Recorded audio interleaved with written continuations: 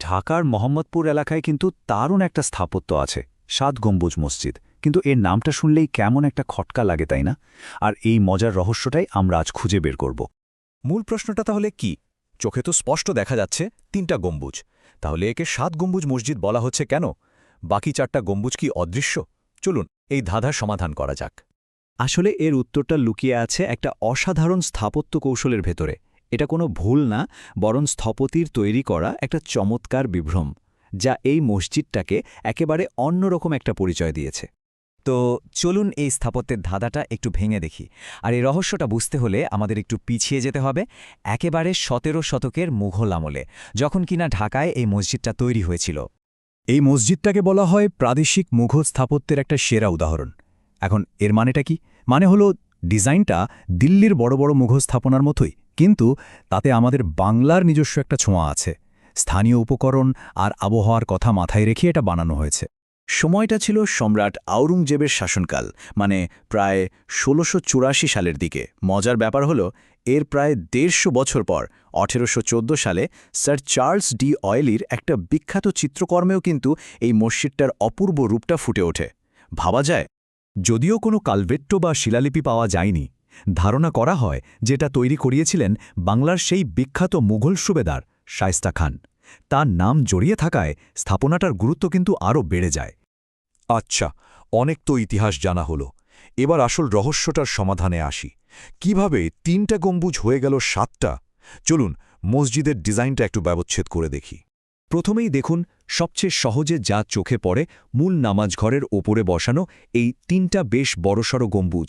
এগুলোই মসজিদের প্রধান আকর্ষণ, তাই না? তো আসল প্রশ্নটা আবার ফিরে এলো, বাকি ৪টা গম্বুজ তাহলে গেল কোথায়? এখানে কিন্তু লুকিয়ে আছে আসল মজাটা। একটু মনোযোগ দিয়ে দেখতে হবে। এই তো রহস্য সমাধান প্রায় হয়েই গেল। ভালো করে খেয়াল করলে দেখবেন মসজিদের চারকোনায় ৪টা বেশ বড় দোতলা টাওয়ার আছে। এই জিনিসটা কিন্তু সচরাচর অন্য কোনো মসজিদে দেখা যায় না। আর এই ৪টা টাওয়ারের প্রত্যেকটার মাথায় একটা করে ছোট ফাঁপা গম্বুজ বসানো। এইগুলোই হলো আমাদের হারিয়ে যাওয়া সেই ৪টা গম্বুজ। দূর থেকে সবসময় এগুলোকে ঠিক গম্বুজ বলে মনেও হয় না। তাহলে হিসাবটা এবার জলের মতো পরিষ্কার, তাই না? মূল হলের ওপরের ৩টা বড় গম্বুজ আর ৪ কোণার টাওয়ারের ওপরের ৪টা ছোট গম্বুজ, ৩+৪ মোট হল ৭। এই কারণে এর নাম ৭ গম্বুজ মসজিদ। দারুণ একটা কৌশল, তাই না?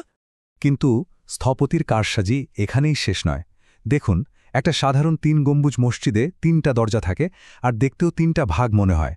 কিন্তু এই মসজিদে ওই কোণার টাওয়ারগুলোর কারণে সামনে থেকে দেখলে মনে হয় যেন ৫টা ভাগ বা বে আছে।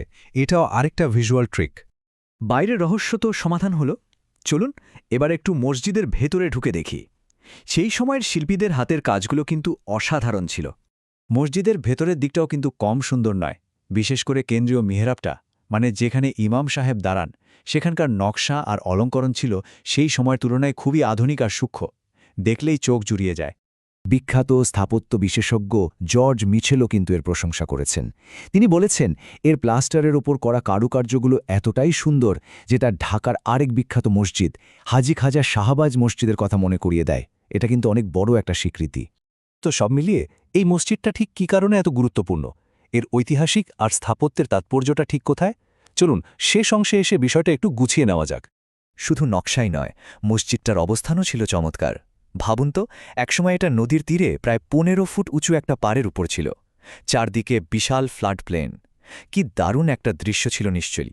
তাহলে সারসংক্ষেপ করলে এটাই দাঁড়ায় যে ৭ গম্বুজ মসজিদ শুধু একটা উপাসনালয় নয়, এটা প্রাদেশিক মুঘল স্থাপত্যের একটা অসাধারণ উদ্ভাবনী নিদর্শন।